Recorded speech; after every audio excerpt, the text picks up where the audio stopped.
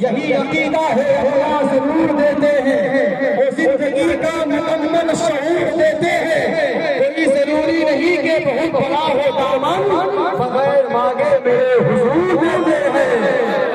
हुजूर देंगे जरूर देंगे, हुजूर देंगे जरूर देंगे, हुजूर जरूर देंगे।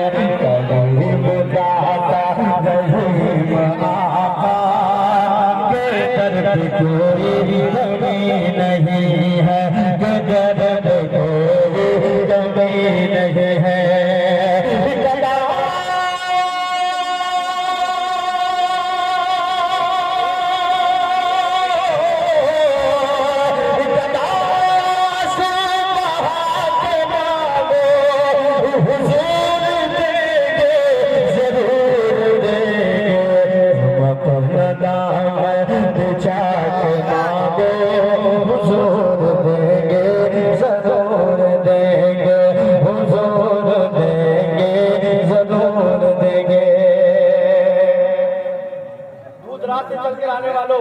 खुदा की कसम मालिक रसूल को दुआ बना के एक शेर पढ़ता हूँ, दिल लगाकर सुनने का पूरे आसान समझ में आ जाए। सुभान अल्लाह। सुने कि जहाँ से हज़रत दुआ फरमाए, जहाँ से मौला अली ने मांगा, बोलो अली के नाम पर तो गूंगे बोलते हैं सुभान अल्लाह। या अली और एक नारा है भाई, एक नारा है भाई। मौला अली का नाम सुनते ही ऑटोमेटिक कुव्वत आ जाती है जिस्म में। जो अली वाले होते हैं ना वो मुस्कुरा देते हैं, जो उधर वाले होते हैं उनका चेहरा बिगड़ जाता है। तो दोस्त बोले अली, जहाँ से मौला अली ने मांगा, जहाँ से हर एक वली ने मांगा, जहाँ से हर एक वली ने मांगा, जहाँ से मौला अली ने मांगा, जहाँ से हर एक वली ने मांगा, उन्हीं की जामत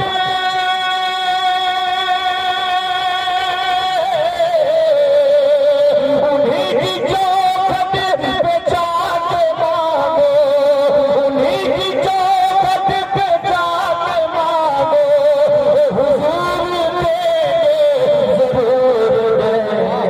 तुम अपना नारे तकबीर नारे देंगे जरूर देंगे, हुजूर देंगे जरूर देंगे, हुजूर देंगे जरूर देंगे। भाई एक नारा यहाँ से हो जाए, लगा दीजिए, खड़ो खड़ो नारा लगा दीजिए। अरे नारा लगाइए भाई।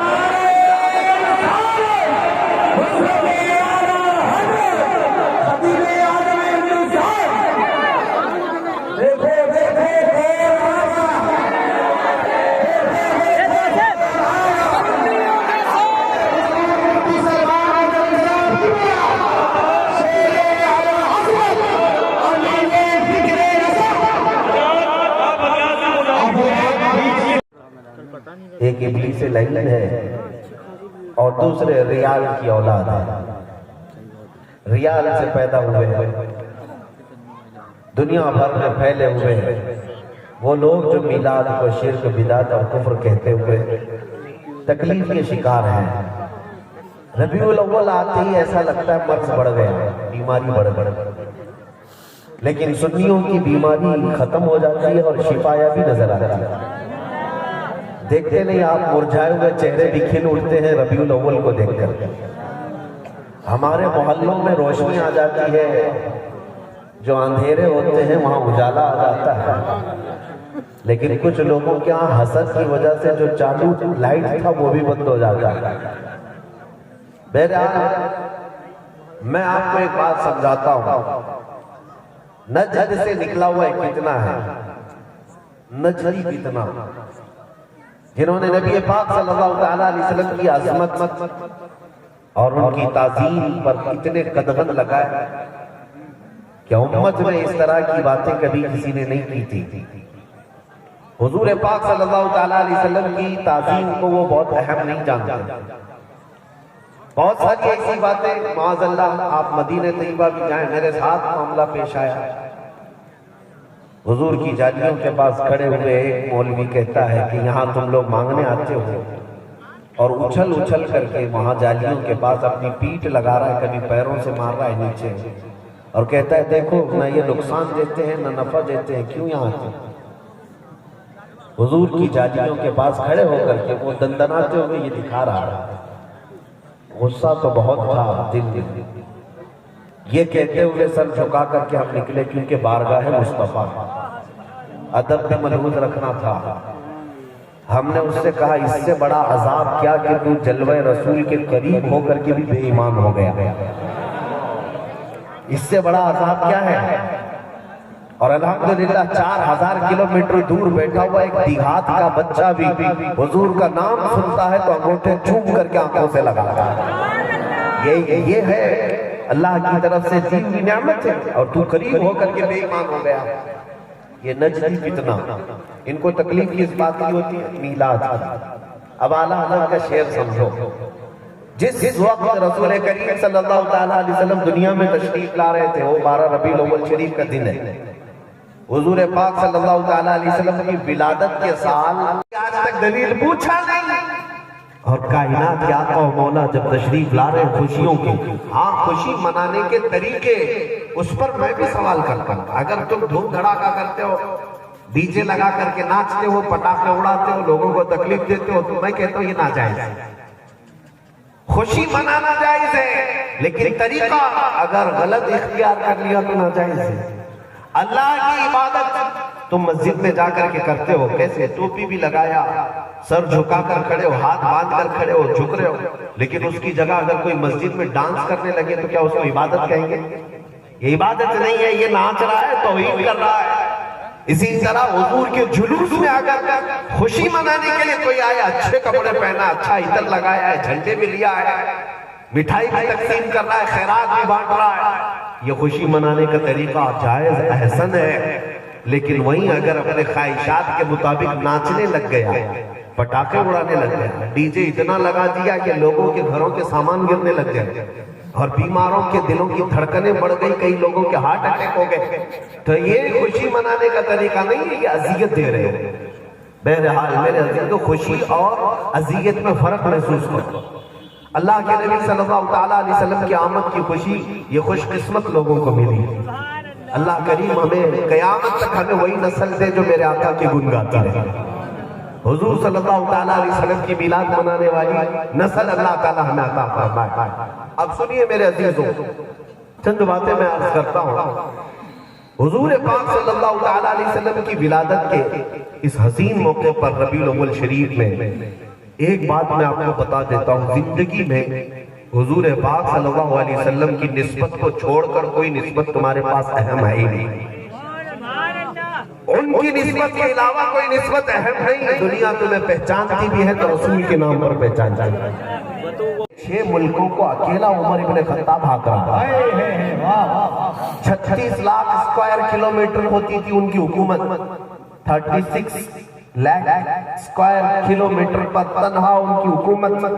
लेकिन असल बात जो कहने की है वो ये है, हजरत उमर कहते हैं लोगों, मैंने अपनी हकीकत भी बता दी, बचपन में मुझसे बकरियां भी नहीं संभलती थी और आज इतनी बड़ी कंट्री को संभाल रहा हूं, इसलिए नहीं कि खत्ताब का बेटा उमर है, इसलिए कि मोहम्मद का गुलाम उमर है। नारे तकबीर, नारे रिसालत, इश्क़े रसूल, मोहब्बते रसूल। उन्हीं सहाबा का तो ये नारा था, जब तक दिखे न थे तो कोई पूछता न था। अल्हम्दुलिल्लाह ये हमने अपनी जिंदगी में देखा। कोई खित्ता, कोई इलाका हिंदुस्तान का ऐसा नहीं जहां से मैं गुजरता हूं तो लोग हमारे इस्तेकबाल के लिए न खड़े होते हैं। क्यों मियां? लोग भी चुन करके पार्टियों का इस्तेकबाल करते हैं। हाँ, हर नेता का इस्तेमाल नहीं होता। हर एक पार्टी अलग अलग बटी हुई है। लाल झंडे वाले अलग हैं, हरे झंडे वाले अलग हैं, पीले झंडे वाले अलग हैं, नीले झंडे वाले अलग हैं। उनका नेता आएगा तो ये नहीं, इनका नेता आएगा तो वो नहीं इस्तेमाल करेगा। सबके बटे हुए हैं। लेकिन मैंने महसूस किया है जिस इलाके में भी गए, अगर हुजूर से निस्बत रखने वाला मुसलमान है तो हमें देखते ही खड़ा हुआ और लब्बैक या रसूल अल्लाह कहते। और सबको मैं यही मैसेज दूंगा, बेदाम ही बिक जाइए बाजार नबी में। ऐ नौजवानों, ये पूछना मत कि हुजूर की गुलामी करूंगा तो क्या मिलेगा। बेदाम ही बिक जाइए बाजार नबी में। इस शान के सौदे में खसारे नहीं होते, क्योंकि देखा है तारीख में बिलाल हबशी को देखा है रज़ी अल्लाह ताला अन्हु। मक्का की गुलामी में थे, लेकिन उस वक्त मक्का वाले पैरों में रस्सी डालकर खींचते, कभी सीने पर गरम सिल रखी जाती, कभी पीठ पर अंगारे दहका करके लगाए जाते, पीठ का गोश्त गल जाता था। ये तमाम तकलीफें अज़ियतें 6 साल तक उठाते रहे हजरत बिलाल हबशी रज़ी अल्लाह ताला अन्हु। और फिर जब मेरे आका सल्लल्लाहु अलैहि वसल्लम हिजरत करके मदीने गए तो हजरत अबू बकर सिद्दीक ने भारी माल देकर बिलाल हबशी को आजाद करा लिया और हुजूर की गुलामी में लाकर छोड़ दिया। अब बिलाल हबशी हुजूर की गुलामी में रहे। मक्का से हुजूर जाने के 6 साल के बाद वापस आए, फतह मक्का 6 साल के बाद आए। जो मक्का छोड़कर गए थे वापस 6 साल बाद आए। 10,000 सहाबा थे उस वक्त। और जानते हैं किस शान से आए, कोई जंग नहीं, कोई जिदाल नहीं, कोई कत्लो किताल नहीं।